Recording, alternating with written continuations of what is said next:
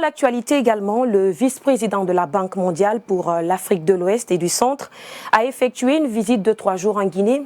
Cette visite s'inscrivait dans le cadre du renforcement du partenariat stratégique et du dialogue entre la Guinée et la Banque mondiale.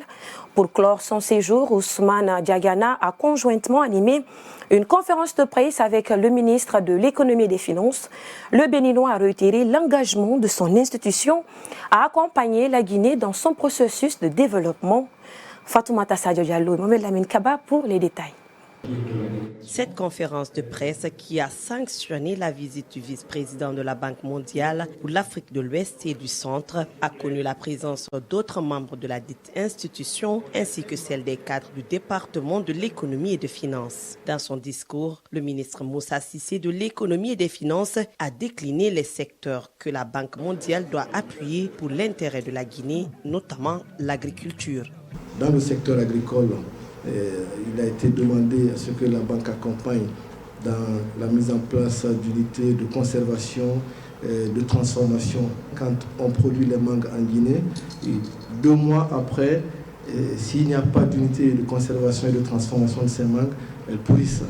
Donc aujourd'hui, l'orientation que nous avons dans le secteur, dans le cadre de la définition de nos nouvelles priorités avec la banque, c'est d'accompagner le secteur agricole à plus de transformation pour qu'on ait une agriculture, pas de subsistance, mais une agriculture transformée en faveur de la conservation, de l'industrialisation, pour que les populations puissent bénéficier des fruits de l'agriculture pendant un certain temps, mais un temps très long.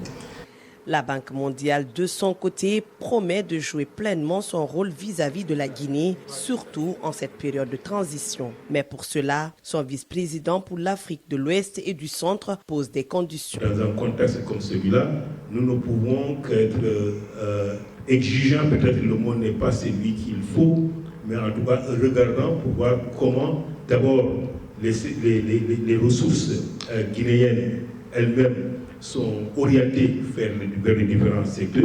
Ensuite, comment ces ressources sont utilisées.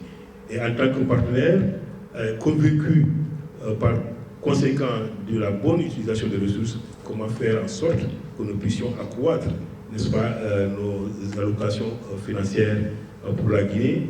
Pour cet expert de la haute finance internationale, le groupe de la Banque mondiale va soutenir le portefeuille actif en Guinée qui comprend 19 projets pour un engagement total de 1,45 milliard de dollars US, dont 12 projets nationaux et 7 autres projets régionaux.